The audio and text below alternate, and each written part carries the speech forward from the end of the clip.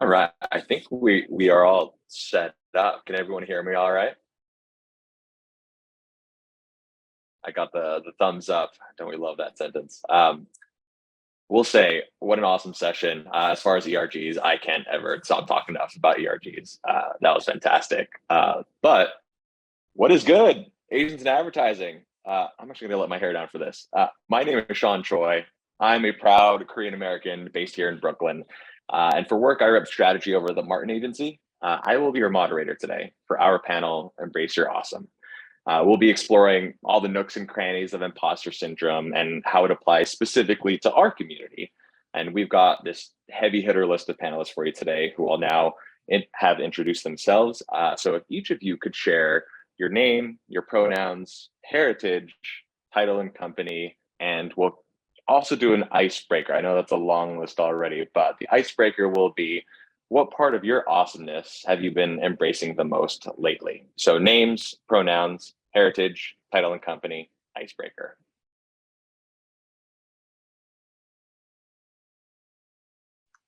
I could start. Can y'all hear me too? Good. Okay. My name is Chris. I lead marketing for Google Fi at Google. I've been there about 8 years. Pronouns are she, her.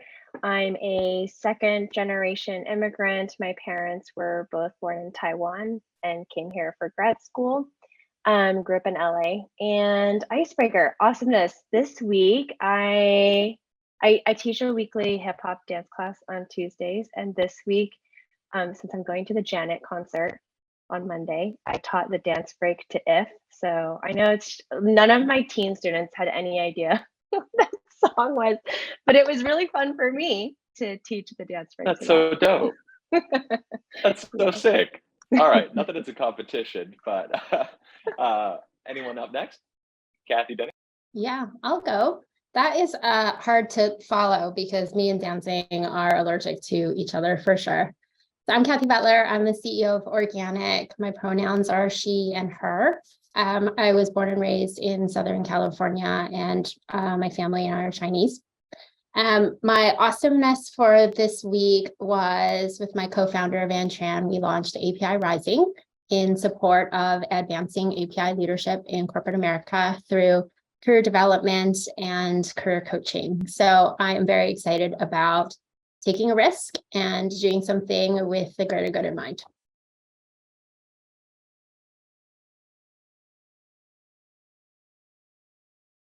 This is going to be a very polite panel. We're all being super polite, which is great. I like Sean's laughing with his mute, so maybe I'll go next. This is going to be about how we break out of our norms, just to set the stage, because I hate the introduction snowball. We're supposed to figure out who's introducing who, but we'll get through it. I'm Denny too. I'm the Chief Marketing Officer at IMAX. Pronouns are he, him. Heritage, interesting. Made in Taiwan, raised in Southern California, polished in London. So British and American citizen. And as I get older, I want to lean into where I come from rather than pick up bad habits from the energy around me. What part of awesomeness have I been embracing lately? That's a very stressful question. I'm going to answer in a different way. I'm going to embrace the awesomeness of saying no. And what I've said no to recently is that having one movie that has Asian faces is not enough. And so while I appreciate the general discourse about diversity, inclusion, and visibility of senior leaders, it is not good enough. So it doesn't come naturally to say no. And I think we'll probably get into it, Sean, so I don't really want to jump the gun. But saying no is really important because you got to take care of yourself. So hello, everyone. That was an intro. I will say, as you can tell, I told everyone that we should embrace the spice as well. There's the awesomeness but in the spice, but I think we're definitely starting off with the right tone here. But thank you for the introductions and indulging that little exercise with the icebreaker. But let's jump in. Just a couple of pre-flight things. As far as our audience, excuse me, gotta go back. As far as our audience goes, let's go cameras on. We're going to be talking about a vulnerable matter. And so we would love to see your faces. Even if you're eating dinner, like we don't care. We just want to like hang out with you. In fact, like in the chat, let us know what you're eating. We're interested. We're hungry too. As far as the chat goes, like drop in your questions like all throughout. We've got a team capturing them. So by all means, like let us know what questions you want to ask the panelists, and drop in your thoughts, your emojis, whatever, just blow it up. And then lastly, safe space. So this doesn't apply just to our panelists, but our audience as well. So in order for us to really feel some feels, it's important to remember that nothing is necessarily right or wrong. It's all about personal truths. And I think that can give us the courage to speak really boldly and provocatively. So that being said, we're going to go about this discussion in 3 different ways. And actually, I just realized the slides were out of order, but the panel flow, as far as what we're going to be hitting on, is part 1, educating, and then second, empathize, third, equip. So for educating, this is where we're going to talk about in general and have a baseline knowledge of imposter syndrome. And then empathize, this is where we're going to dig in a little bit more and share how it applies to our community specifically. And then lastly, equip, like we want to give y'all tools to do something about it. And so this is where that discussion will wrap us up nicely towards the end. So without further ado, let's bump over to part 1 and as far as educate goes. So we are talking about imposter syndrome here, what we all came to explore. And I think it's always safe to start with a baseline understanding of it, which strategy superstar Mark Pollard has done like such a great job at making it really digestible as far as how to understand it. So imposter syndrome refers to the experience of feeling like someone who doesn't deserve their success or position. And so as far as this goes, this is at least just a general understanding, but if we explore it a little bit more, there's plenty of shades of how imposter syndrome can come through. And so Pollard referred to the work of Dr. Pauline Clance and Dr. Suzanne Imes for some common forms of imposter syndrome. And so this is where there can be a need to feel special or a superhuman mindset, fear of failure. All of these different things are different ways that we can feel and have that different, I guess, dynamic of imposter syndrome come through in our lives. I don't know about you, but I feel like I've had a dose of each of these throughout my life. And if you have as well, like let us know in the chat. But overall, it has us question our value. And I think the craziest part of all of this is that so many of us experience it. Studies show that 70% of people feel imposter syndrome at some point in their lives, and that is brought by the International Journal of Behavioral Science. And so now that we all have kind of just a general level setting and a benchmark for what we mean when we say imposter syndrome, we're going to hop into our first question for the panelists. Finally, I'll shut up. But Chris, you're really passionate about people knowing and talking about imposter syndrome, but you've also expressed the importance of how it's talked about. In what ways do you feel the conversation around imposter syndrome could be improved? Yeah, thanks, Sean. Yeah, I think when, I first heard the theme of the panel, I'm like, oh, like imposter syndrome. And I think there's been a couple of articles in recent time just looking at that. And we also know that women and people of color specifically tend to feel imposter syndrome more than other populations. What I worry about and what I think it would be good for us all to be conscious of is I think imposter syndrome, when you call it that way, there's a tendency to focus on self, like there's something wrong with me. And we lose sight of the system and the environment versus like what is the system and macro environment been like to then cause me to feel this way, right? So I think we need to balance the conversation. It's an and yes, there are tactics, but I guess my challenge would be, what would it look like actually for us to create environments where the generation below us, they're like, imposter syndrome, what is that? What does that mean? And I think particularly for our community and thinking about that, what is that rooted from?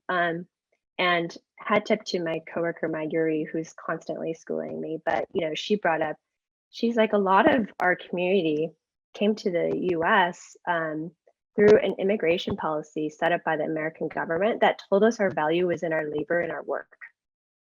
Now think about how that translates into kind of, and that's how you got visas, that's how you came into the country. Now think about that mindset that comes from, talk about intergenerational passing along and like what traits were needed and how you were told your value and how that translates into kind of the Asian American community and what things are passed on. So I think that's a really interesting thing to consider is like, don't forget about kind of that macro external view imposter syndrome is not just you. There's a reason, probably from things in your childhood, of things that happened to you that have caused you, because a teacher said this or your parent said this, that has caused you to feel lesser than or not belonging.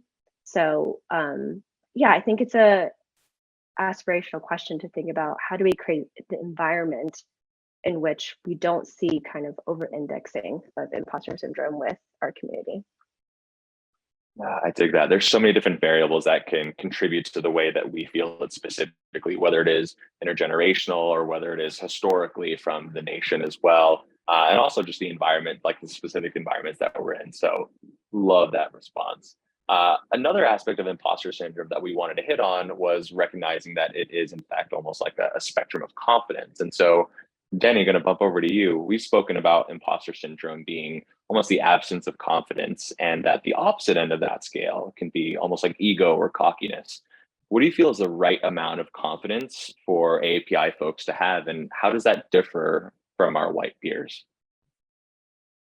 So much to say on this, so I'll keep it punchy. I love what Chris said earlier. I think as immigrants, we want to fit in. So you're already an imposter because you don't look like everybody else. And I think I noticed a comment from Ben that said white people do it. And I'm just going to share a couple things. It seems okay for people to say fake it till you make it if you come from the norm because you were afforded those luxuries. But for my AAPI counterparts, it seems like we have to be more thorough and we have to be more prepared, because you walk in a room and you've got a backpack full of rocks in it and you have no idea, and people judge you and perceive you. So of course you're not going to feel like you're natural. And confidence is a really weird thing. I remember you and I talked about like embrace your awesomeness. It also feels really bold that like maybe not everybody here wants to be awesome in that way, and that's okay. Finding your distinctiveness is, I think, a really important goal. I think the pressure on imposter syndrome is around top line growth in your career. And I can speak as someone who gets nervous in presentations and meetings because it actually tells me I'm doing good. You know, board meetings and presentations. In my early career, I just had to be more thorough. I'd stay up late. I'd do 42 PowerPoint saves. Like it was kind of cuckoo crazy because there was not a lot of room for error because there was not a lot of jobs for people that look like us. So it sticks in this core thing that if there's only a C-suite person that kind of looks like me, that I cannot make mistakes. But I got to kind of break it to you. You're already doing it. So you've done it, right? And how people perceive you in a room is really important. Asians are not the problem. They do not complain. Confidence comes different. You will be successful. I think these all kind of weave into a mismatch of confidence, and our white counterparts, if I can use that language, they are given a privilege that we're not afforded. And, you know, maybe in this discussion, I don't think for me personally, it's been about anything other than trying to find my natural self. And I think we naturally have to peacock a little bit more. You know, I got into a seat and after a period where you're lucky enough to have a dream job, you're sitting at the head of the table. And it's like, I'm a polite person. You know, so I think the balancing and maybe the conversation here is how to weave in something that's true to where we come from and where we're going. And I think standing your ground, saying no, living your best life, and knowing that you are more than what's needed, and to have more visible role models to show that it's not imposter, it's actually a step up to where you need to go. And we can talk about that more later. But yeah.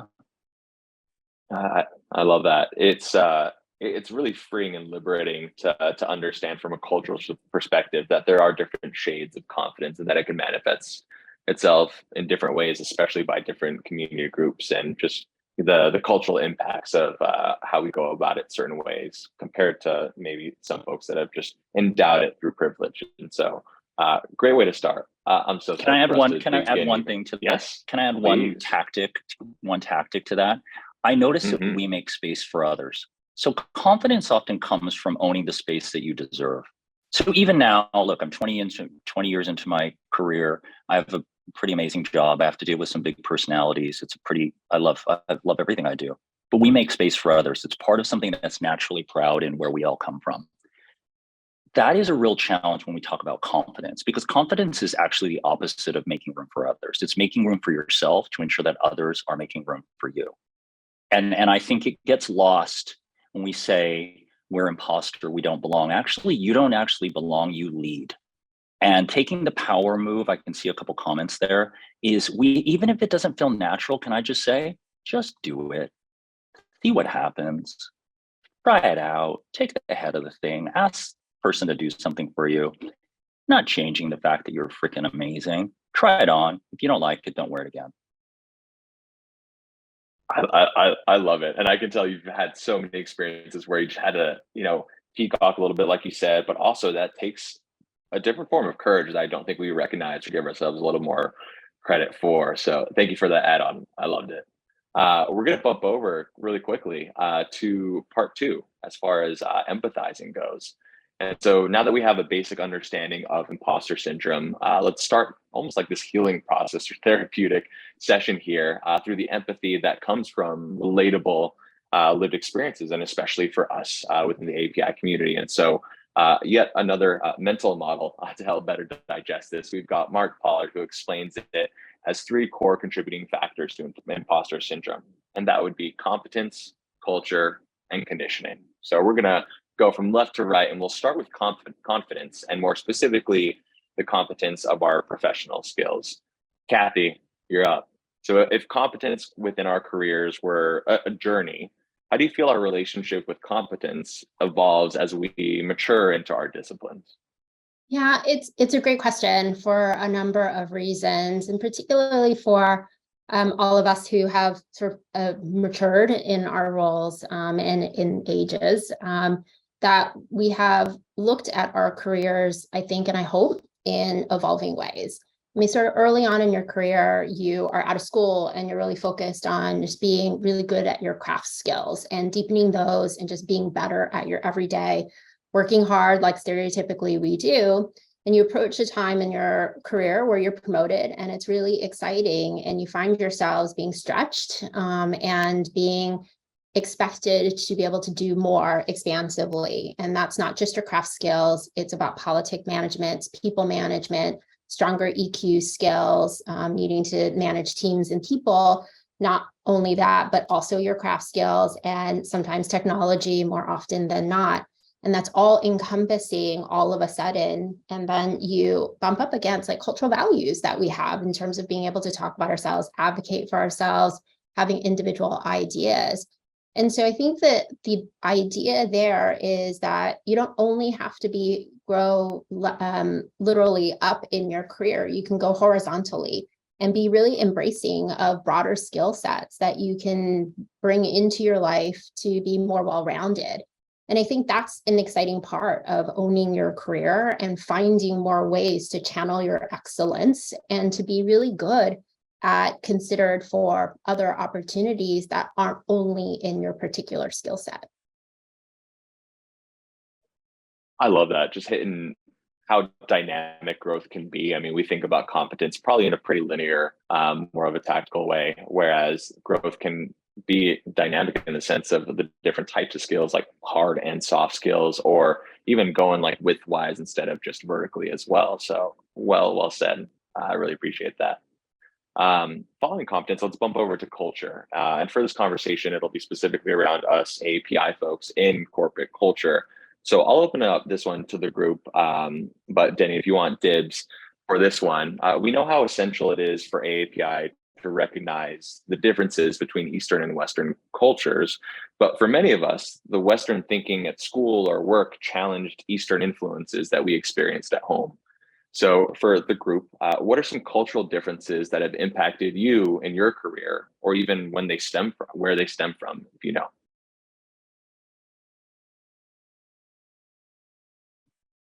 Gosh, maybe I can just extend from the earlier point. I think all the things that I thought culturally that we had to hide away when we tried to fit in ended up being the place of strength. I do think it comes like Eastern Western culture colliding can actually be used for evil because people actually think they can read us.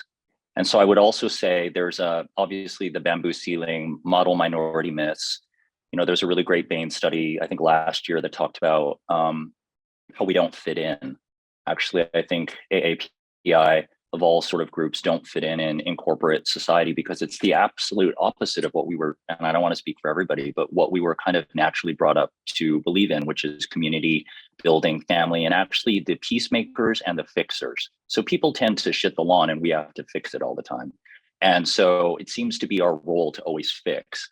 And I think as those two cultures collide, I think it's really important that you recognize that you can maybe do both. Like one of the things that I've been trying to do is figure out how you can be true to your heritage, and also if you want to rise in the ranks and move up the ladder, how you do that in a natural and authentic way. And it hits everything from, and I think maybe we'll talk about some of this later, but pay and what you're worth is everything. I really like, from my point of view, if we are not getting paid the right amount of money, we cannot build careers, we cannot build jobs, we cannot ascend. And the general Eastern Western philosophy is the group will take care of each other. And that's something that we have to figure out. So I think pay parity is really important. I'm doing a lot of work on corporate boards to ensure that we have more senior AAPI leaders.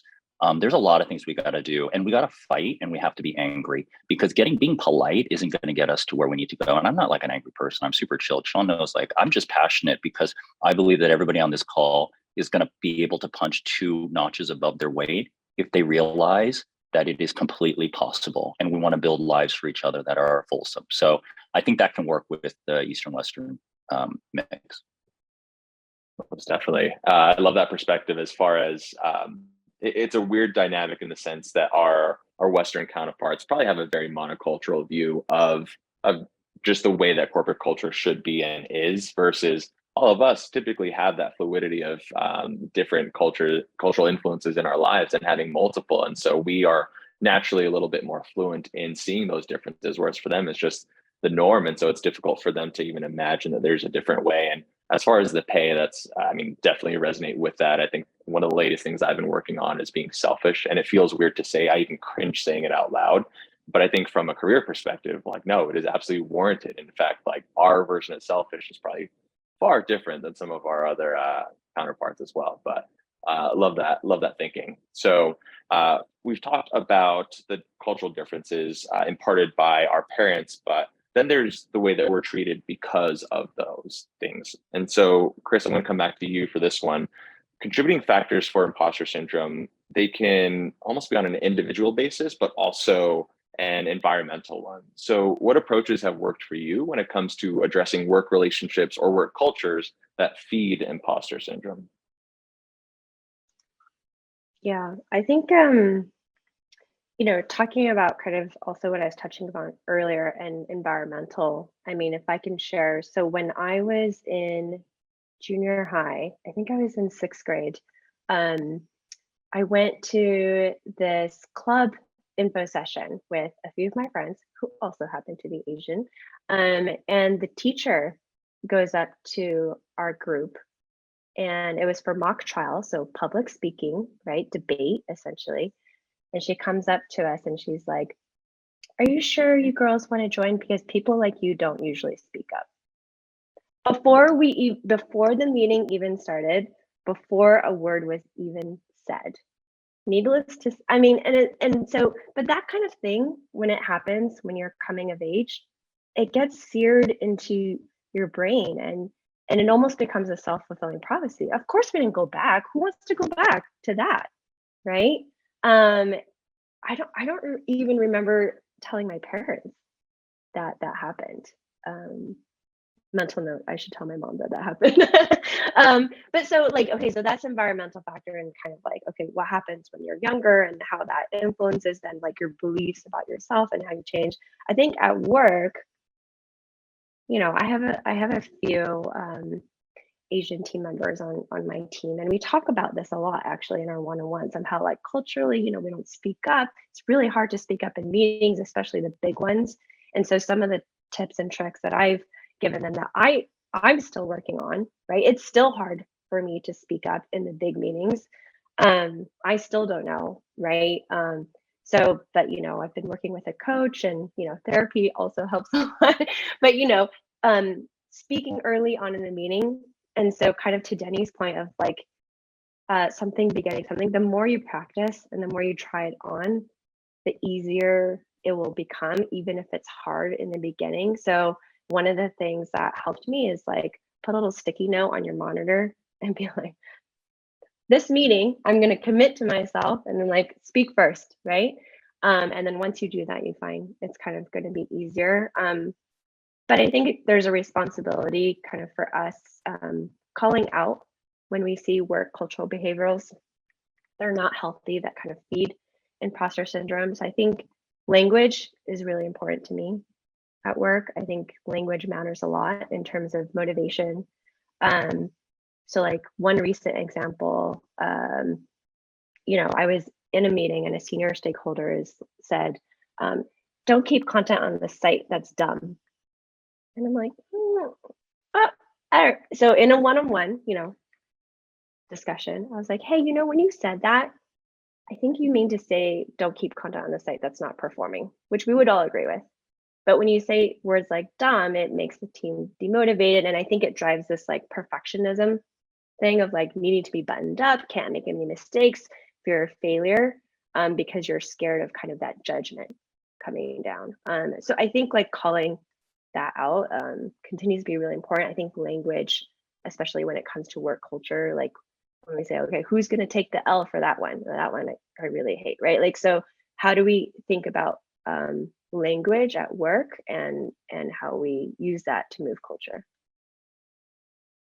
It's crazy how many of the influences can be either internal or external, and sometimes it's like the opposite of what we've been thinking or the way that we've been experiencing it. So recognizing that there's both of those sides and those influences, I think, is so important. Thank you for that, and thank you for the stories and the vulnerability there. I really appreciate it. So we've talked about competence, we've talked about culture, and so let's wrap these 3 C's with the conditioning before we go on to the final part. But this specifically will be around conditioning that we're tapping into here is going to be around conditioning that stems from being children of immigrants or even the intergenerationality of it all. So Denny, we're going to hit you up again for this one. And you and I have talked about that as children of immigrants, that we were more prone to scarcity and that we're more likely to accept the minimum. And I feel like you have a lot of experience in this, but how did you make that mental switch of expecting the maximum instead of the minimum? So I like that we're sharing tactics because the chat is like out of control, which is amazing. Like people are really vibing. So it makes me so lovely. Happy. It's so lovely. I do want to mention, I think Chris made a really great point on being buttoned up and going into a meeting, because tactics matter. The white paradigm, and I guess I'm using these words in a weird way, but I don't know, we're all in the safe space. But the white paradigm is the person that asks the question is in charge. The people that answer the questions are trying to prove they deserve to have their seat. So just think this through. If we feel nervous in a meeting, it's because we don't belong. So someone else can take this space. So it goes into your scarcity question. So even in all parts of my career, I went from like trying to be the best person with the best answer to asking the most provocative question to get us to wins. And I think it's just a simple way of thinking about how your job is to change the chemistry of the room. And I think that's what makes us great as a community. We change chemistry of what happens. And you got to just reframe it. Don't walk into a meeting thinking, I need to be the best person because if I don't deserve my place, which leads into your thing of scarcity. You know, I remember, being an immigrant, and I remember liking cereal. I don't know why all kids like cereal, but I link it to, like, I remember saying to my mom when I was really young, I really want like Lucky Charms, which is really not good for you, so please don't eat it. And she bought it for me. And years later, after, we were rather poor, I realized that she couldn't afford it. And she would say, we try to make it work for you.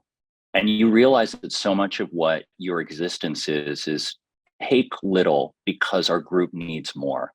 And that hurts my heart when I hear it, because it affects so many parts of our business and the way we think. And it affects how you might believe you deserve what you're getting. And I think one of the examples I've shared with you is, even if it doesn't feel right, you deserve it, you own it. And it doesn't feel right. And so there have been examples in my career where, even having an assistant had always thrown me out. It's like, I can do my own stuff, but the business needs you to do that and you feel uncomfortable because it's tied to imposter syndrome. Or another example, during COVID, we were moving people around on private jets or flights, and they'd have private cars for us because we wouldn't get sick. And me being a thoughtful Asian, I'm like, well, I can Uber. It's really close, and I can do that. But to be one of 10 executives who Ubers versus taking a private car, which affords you the luxury of working, security, safety, is another example of like self-sabotaging, because I can rationalize to myself that an Uber is theoretically cheaper, and why would I, a CFO would love this conversation, by the way. But anyways, if your other counterparts are afforded that, why are you shooting yourselves in the foot? And I think it sticks around to the mental switch of accepting more, and it hits pay. It hits everything you do. There have been examples. I'll give you one other example of something that I didn't think I was capable of because I just thought I should take the least. I work in theatrical. I love it. But, getting into the Academy of Motion Picture Arts and Sciences and a BAFTA member now for a few years was a moment for me, because I just didn't think maybe that wasn't going to happen to me. And the very first moment I realized that you go after something, I was with Janet Yang on an Academy call during COVID. If you don't know, she is the president of the Academy, and she was also producer of a little movie that some of us really love called Joy Luck Club. And I was on a Zoom, and I just thought I was going to cry because I saw all these Asian faces on the Zoom call in the Academy. And they're like, what are you thinking, Denny? And I literally blurted the first thing out of my mouth. And I said, I would love to have dim sum together. I know that sounds super like weird. And everybody on the call just laughed. And we came from a place where we realized that maximalism for us doesn't mean excessive. It means nourishing. So I do think we do need to reframe the way we think about what's acceptable for you as a human. And sometimes it might not feel right, but you have to change the way you think about what you deserve. Because if you don't do it, no one's looking out for you. Let me be like blunt instrument. No one is looking out for you. So if you look out for you, then you can prove to be a great role model for the people around you. So ask for more than you need. Yeah, that's a huge mental shift. And I think a fun way of thinking about awesome, and at least like a benchmark for it out of this conversation, is demanding personal cars instead of Ubers with a side of Lucky Charms. I think could be one form of awesome. So I love that. We appreciate it. So thank you for all of that. We're going to actually bump over to the last part already. So we're going to head over to part 3, or equipping. And we've already talked about a few tactics, but this is the final part of our journey. So we have a basic understanding of imposter syndrome. We have the way that it affects our community's identity. And it's only appropriate for us to like wrap this up and close it out with a couple of solutions, which brings us to this slide right here. A couple of different perspective shifts. Because managing imposter syndrome is an exercise of perspective shifting. So we're going to talk about a few of these different perspective shifts that you can all use and implement in your lives and in your careers as well. Cathy, it's time we come back to you, and we're going to hit you up with the silver lining one. It's clear that imposter syndrome is damaging and can cause a loss in almost a sense of self, but you've mentioned that there are actually things to gain from it as well, which is really interesting. I think I saw a couple of people in the chat already talk about that as well. Do you share what ways that you've gained in moments of imposters? Yeah, definitely. So just I guess the story to lead into my answer here is at one point in my career, I found myself at a 15-minute meeting with the CEO of the company that I was working for. I was probably like an SVP level, feeling like new in my job at the time and wondering why he had put on 15 minutes with me. And so the only way I could figure out how to use that time was to talk about myself and what I wanted out of that 15 minutes in order to just kind of mentally prepare how to use that time wisely. And he asked the golden question, well, what do you want to do while you're at this company? And I said, I want to run the New York office. At the time, the New York office was our biggest office. It had the most employees, most revenue, all of the rest. And I felt super proud of myself for even having said that. And he fully laughed in my face, like not like a giggle, but like a really like super belly laughed about it. And I thought, all right, well, that's cool. I know where I stand in this.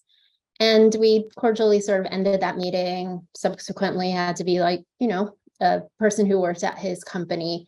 But for me, I could have shrank in that moment and therefore my time at the company. But instead, I thought about it as, well, I know my ceiling at this company now. So every time I have an opportunity, I'm going to take it because I need to build my skill set. my EQ skills, my craft skills, my expertise, every single opportunity I could get there, I took, because I knew I was going to need all of that to get my next job. And my next job was a CEO job. It was my first CEO job. And so I reframed that negative energy to be a path for me and to find that next role, but being very intentional about it. And on my last day at that company, he called me and yelled at me for leaving, and that I should stay and find a longer term career there, et cetera, et cetera. Whereas I just thought, I'm about to take my first CEO role. You could really be like a good figure, fatherly figure, give me advice, make sure that I felt like I could call him for any kind of needs or wants in my first role, et cetera.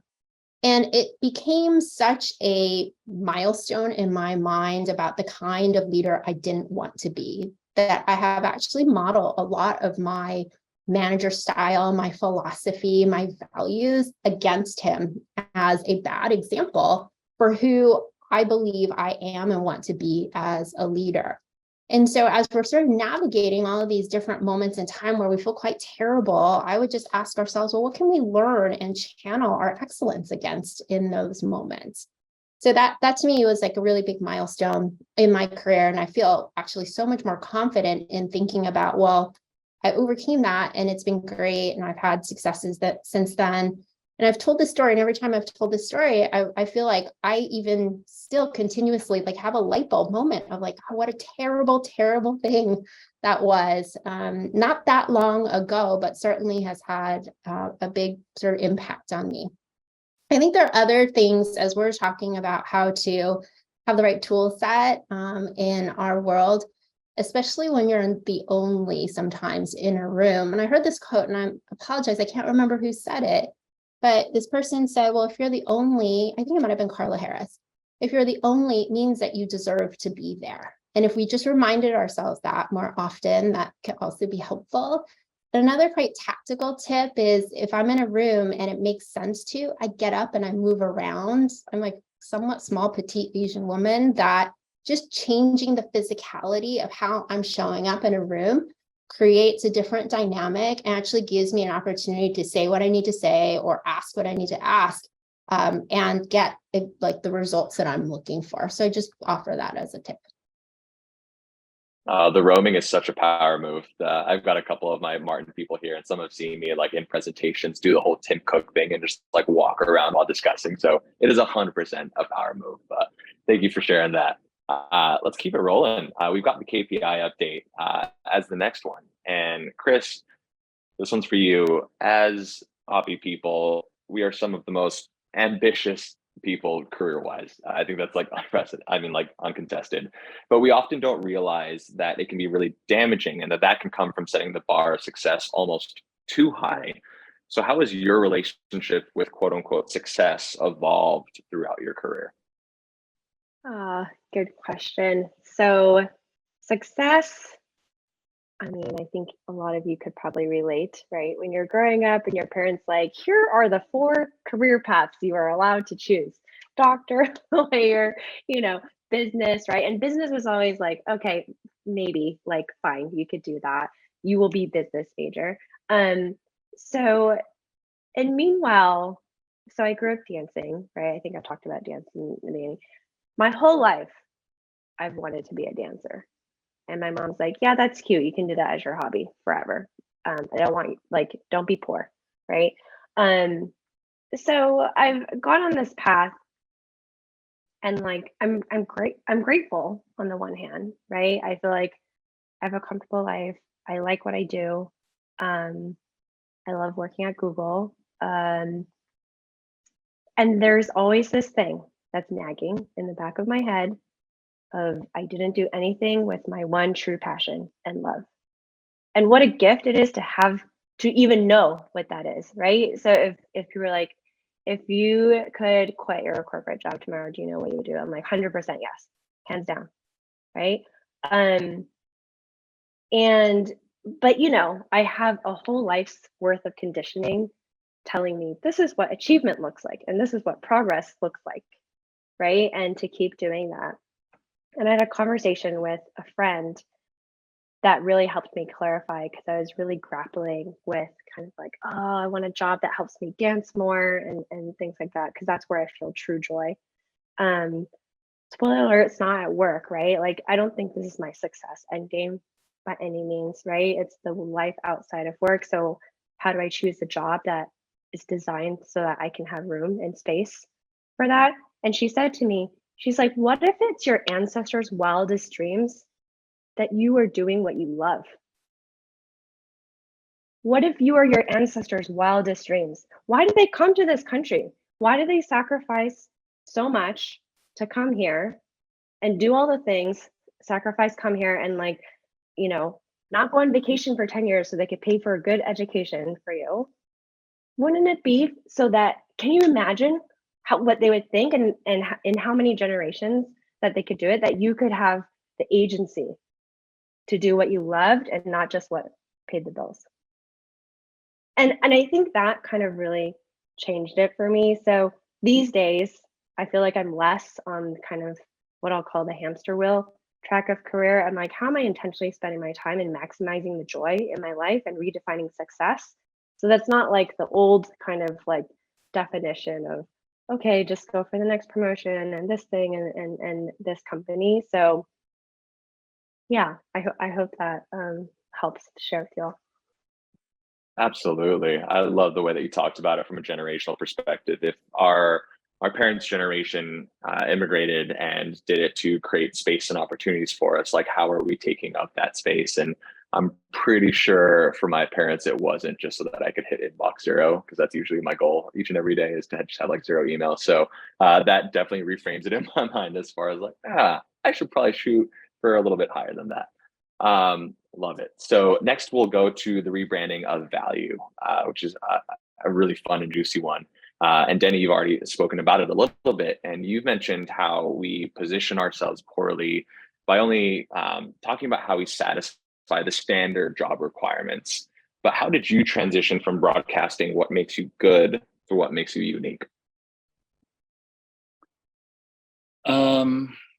I think about it, there's like an old saying, which I think is really helpful when you think about making transitions in your career, but there's an old saying around the difference between knowledge and wisdom. I believe it is, knowledge is knowing a tomato is a fruit, wisdom is knowing to not put it in a fruit salad. And I think the first part of my career was about having knowledge, to be thorough, to have enough information to be qualified for a job posting, to be qualified for the interview, to be qualified to have a conversation at a networking event, to be qualified. You're putting so many things because you're knowledge based. And I think the second half of my career has been about stepping away and unlearning those things. And I don't prove anything anymore. I don't have to be knowledgeable about anything. There are plenty of other people who work for me that should be. So my job is actually to make it simpler. So I think in a way, the transitions that I've used in my career and the tactics, the other thing I've also suggested is do the opposite. I had this conversation, we were in a big conference last week in Las Vegas with filmmakers, and I've been suggesting do the opposite. You want to go a big campaign, go small. You want a super big PR event, go the other way. You want to do this, do the opposite. Like, to challenge yourself. You know, I was, I think we talked about it. I did live in the ad world for a while, and my spirit animal is a planner. And so we get pitched a lot. I get, agencies coming in. I brought Shy a day my first year. I was in a terrible agency presentation 2 weeks ago. It was atrociously terrible because the global CEO flew in and was speaking to the person who works for me straight in the eye for 5 minutes. And it was super awkward. And my lead turned to him and said, you know that Denny's the CMO and the boss, right? And I think my Asian self would have brushed it off to be polite. And I said, that was a very suspect move. Interesting way to kick it off. And actually, if you want to channel your favorite, like somewhat evil, cheeky, devil wears Prada person, try it on, because we're not allowed that. They don't expect that from you. They expect you to brush it off and go, it's fine, and he'll get over it. No, actually, if that happened to a white counterpart, I don't think that would have ended very well. So anyways, so I think, channeling, one of the things I think I've talked about before is I think channeling anger is a really weird function for Asians in general. But I talk about it in a way because a lot of my career decisions have been made because I feel like I had a chip on my shoulder. I worked in sport in the UK for many years because people were like, how can a gay person, and we're not talking about intersectionality as well, I'm also a handicapped queer leader so I got a lot of weird unicorn value, which makes me a good recruit. But anyways, you have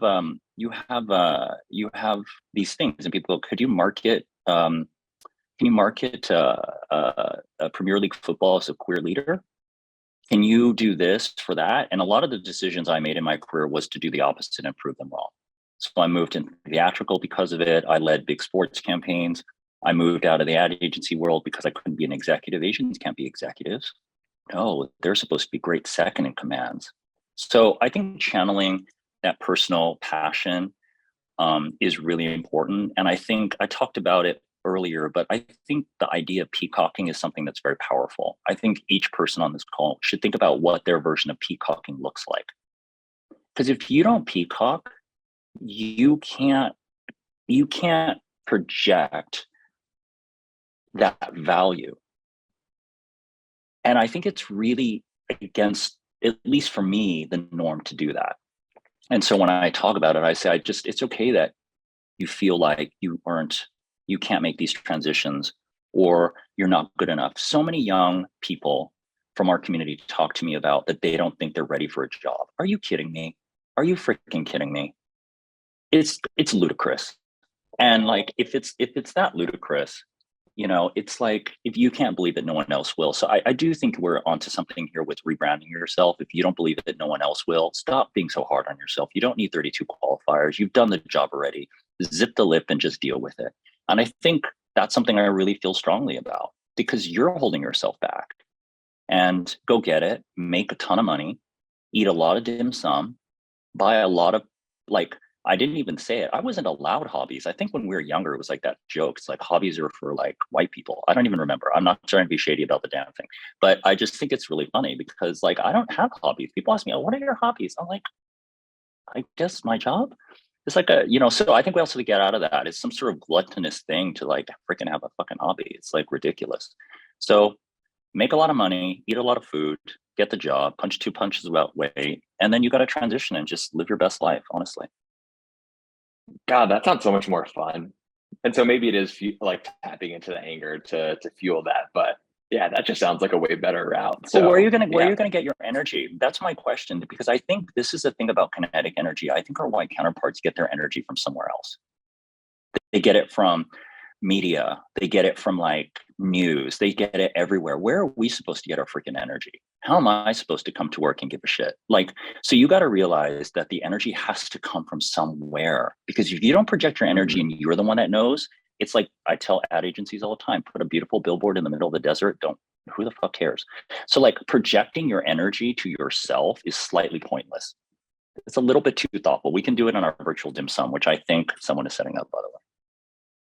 To be honest, the chat's been blowing up, and I think all of us can relate to just food and then dim sum specifically. But while having this kind of conversation, I think a lot of people are down. So let's definitely work on setting something like that up, because that'd be sick. We have one more question before I want to bump it over to the Q&A. And we have, it looks like 7 minutes left. So real quick, I'll jump back to you, Cathy. We'll end on the EQ perspective shift. And so, Cathy, we've discussed how our relationship with imposter syndrome can be almost a catalyst for that personal growth. What ways do you feel that moments of imposter syndrome actually double as opportunities to develop our emotional intelligence, or our EQ? Yeah, it's a great question. If I could just reframe imposter syndrome, and perhaps this term might be controversial, but I'll throw it out there anyway, in the spirit of channeling some Denny too, is I think about fake belief. And it's not about being an imposter. It's about having the confidence to do maybe something you've never done before. And that comes with really not caring all that much, really believing that you deserve it and that you own it. And certainly there are going to be moments of time where you're like, I shouldn't have done that, or crap, that was terrible, or whatever the case may be. But at the end of the day, I think you need to really own what your value is. And you learn that through experience, you learn that through terrible situations. And you need to reinforce that with yourself and apply that in a way that you feel works for you in your workplace. And how I do it is I'm always very crystal clear with myself what my values are, and I find opportunities that reflect those values, or I create them and also what my priorities are. What are like some total things that if they happen, I'm like, I'm out, I'm done, this is not for me. And so I think there has to be some self-reflection done for you to feel like you have a good view of yourself and what matters to you, so that in situations where maybe a little wilting, you can go back to who you are, what's important to you, and find that faith belief to like wake up the next day, do the next hard thing, take on the next challenge. Because otherwise, it's really, what are we all doing here? I mean, if you don't believe in yourself and find that energy and remind yourself of that, then no one else is going to do that for you. I love that, the fake believe. And in fact, that was actually one of the questions that people dropped in the chat for one of the Q&As. So you already got ahead of it. So I think, Yejun, hopefully you feel that it answered it. But I think that is a great transition to our Q&A. Thank you for that, Cathy. I'm sure everyone is sick of hearing me ask questions. So yes, let's bump over to the Q&A and questions from the crowd. So if you haven't already, drop in your questions in the chat. Go ahead and do it. If you have a question for a specific panelist, or if it's like open to all of them, let us know what you're thinking. We have a couple more minutes. And so we're going to start with asking some of the questions that have already come in. And that is going to be from Emily Tran. How do you maintain your self-confidence when surrounded by hypercritical voices, especially coming from loved ones? And open to anyone in the panelist. And if you want to be polite, if you don't want to be polite, all of us can answer. No one can answer. Totally up to you.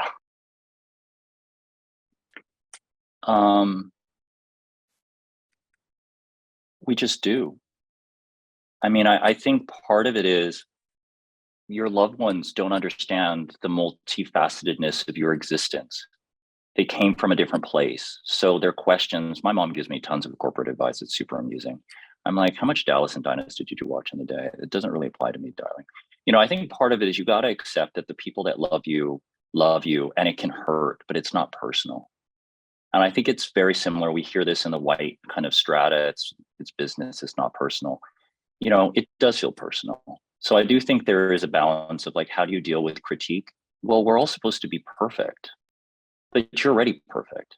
So I think, and I'm not trying to be like, you know, philosophical, but that's a discussion you need to have with yourself. If you don't feel like you're good enough, you're probably wrong. And if you're looking for your parents to rate you, that's another, we didn't even talk about that. Oh my God, that's a whole other section. But like the reality is we probably judge ourselves based on whether or not our parents really believed that we were of worth and that we did good. And then you're too old for that to matter, but it always seems to matter. So I do think it's a great question. I would just say, I think we just cope and you find nourishment. I would say you challenge your nourishment from other places. Some of you have probably acquired families or given families or found families to find your nourishment. And that's why dim sum is such a funny word, because actually that's what it is. It's core nourishment on a level where you should be unapologetic. I joke around all the time that I'm getting a Din Tai Fung cart on Chinese New Year. I'm super annoyed at all like the stuff that I always get here. And I'm just like, no, I want a fucking Din Tai Fung cart. That doesn't even make sense because Din Tai Fung doesn't do carts. So like, I'm not even being real, but I want, and I'm the boss, so I don't care. I want dim sum carts moving around and let's live our best life, because if we don't get nourished and if you don't get it from parents who are critical, find it elsewhere. It's okay. That's my 2 cents. I'll add a thought to 100% that. support that cart. Yes, please add. Is a lot of the times I think about separating the intent behind the comment from how it was executed, let's say, is that most of the time parents have a positive intent. They want you to be great, or whomever family member or someone close who says something that stings you. I remind myself, well, it is with positive intent that they've said that. How they said it was probably quite terrible, whatever the case may be. And that helps me separate from actual feelings to the moment in time that I felt stung. And so it's just easier for me anyway to get over in that way.